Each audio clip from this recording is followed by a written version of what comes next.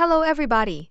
It's your girl Vicky once again, and sorry for not making any rants in quite a long time. I was busy with other stuff. Anyway, before I begin today's rant, I will be featuring another user to help me with the rant. So, introduce yourself. Alright, thanks Vicky. Hello everyone. I'm Steven the Viandanjust Dance Fan 2K7, and I will be helping Vicky with today's rant. Yep, and since today is the second anniversary of us knowing each other, I've decided to star Steven in the rant. So, be sure to wish us a happy second anniversary. Anyway, this is my 10th rant, and this rant will be on the obscure CGI Christmas TV movie from 2002, Rapsittie Street Kids, Believe in Santa. You all know the drill, all thoughts are tolerated if you have different opinions on this film, and opinion-bashing comments will be removed on site. So, here we go. Rapsittie Street Kids, Believe in Santa is a musical CGI Christmas TV movie from Wolf Tracer Studios Incorporated and J. Rose Productions and directed by Colin Slater that aired on the WB on December 8, 2002. As you all saw the message below, the movie never aired again after that due to its negative reception. As a result, it was lost for 13 years, until Dykate, owner and founder of the Lost Media Wiki, managed to secure a copy from the director, Colin Slater, who charged him not once, but twice for it and tried to claim he quote-unquote didn't own the film. Honestly, this film has to be one of the worst films me and Steven have ever seen and heard of. Allow me and my sweetie to explain the reasons why you shouldn't believe in this special and it's not the true meaning of Christmas. 1. The movie has very appalling, awful, and dreadful animation quality, especially with the characters' movements. This is due to the animation software they used, 3D Choreographer, which was an already outdated software from 1992. That was 10 years before this abomination came out. Other issues include the camera movements and angles being very inconsistent and jerky, the characters seemingly looking green-screened rather than animated onto the background, the poor lip-syncing due to the awful character designs, and the character models are blocky and look unfinished and awkward with creepy facial expressions made of angular, jumbled polygons. Their movements make them look like rejected background characters from Baldi's Basics. The backgrounds also look ugly, and some background elements are pasted in a 2D clip art. 2. There are multiple glaring animation errors, including the following. 3. It had terrible and non-existent direction. According to one of the animators, Colin Slater gave little to no actual direction during production and would only look at the progress once in a while and say, "That's good, keep going." Slater also apparently never saw the finished project until he watched the premiere on television. 4. Who is the main character? It seems as if the movie can't decide who should be the main protagonist. Sometimes it's Ricky, sometimes it's Nicole. 5. The movie has an unoriginal, Believing in Santa storyline that is typical of many Christmas movies. 6. It has terrible dialogue, especially the infamous line shown above the screen. 7. Misleading title. It's about believing in Santa Claus, but the character questioning his existence isn't even the main character, and the story is mostly about Nicole realizing the true meaning of Christmas.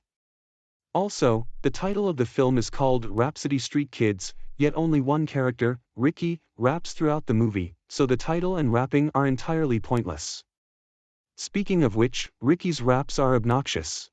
8. There are a lot of unlikable characters. For example, Smithy has a stereotypical girls are icky personality and constantly mocks Nicole and Lene for being female. This can send out the wrong message. Nicole is portrayed as being a snotty, self-centered, and arrogant teenage blonde girl who sees herself as perfect in every possible way, making her a Mary Sue.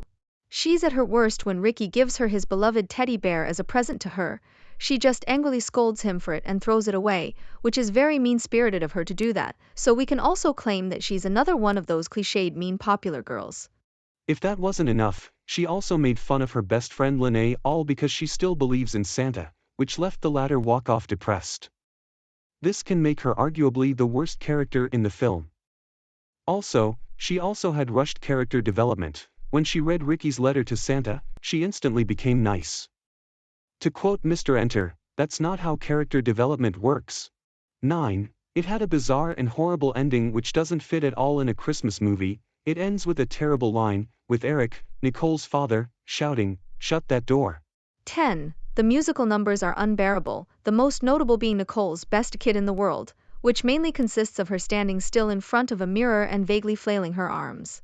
They're also oddly placed, with the first only turning up halfway through the special unless one counts Ricky's rapping, but their combined length doesn't even add up to half of the length of Best Kid in the World.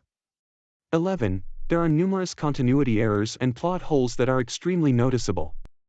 In one scene, Nicole laughs and makes fun of Lene for still believing in Santa Claus, but a few minutes later during her Best Kid in the World musical number, she joyfully sings about how Santa is the best guy in the world and how he's going to bring her presents, hence showing massive hypocrisy, hinting her lyric, "Old Santa will see the best kid in the world is me, don't you see?"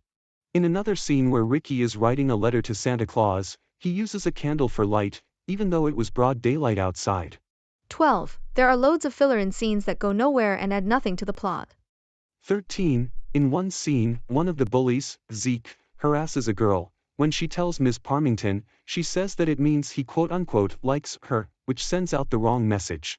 14. The film has poor voice direction, even from veteran actors such as Mark Hamill, who only gets 8 lines, and Nancy Cartwright, who somehow got a producer role. And the final reason, 15, the children characters' ages are confusing because they go to elementary school, but they deal with crushes, which is something children in high school deal with. So yeah, those are all the reasons why Rhapsody Street Kids Believe in Santa is nothing but a low-quality film, and basically everything in the entire movie is plain awful. Now, let me and Steven tell you about the redeeming qualities about this film. 1. There are some unintentionally funny moments, such as when Smithy tackles one of the bullies, as well as Ricky's great-grandma Fran's voice lines. 2. There are some likable characters, like Ricky and Lene. 3. When Nicole rejects Ricky's gift, Ricky gets a surprisingly good line shown above. Some awkward visuals accompany the line, but it's still great regardless. 4. At least Nicole has a change of heart halfway through the special, despite her rushed character development. 5. The animation can be considered by some people, like me for instance, to be hilariously bad.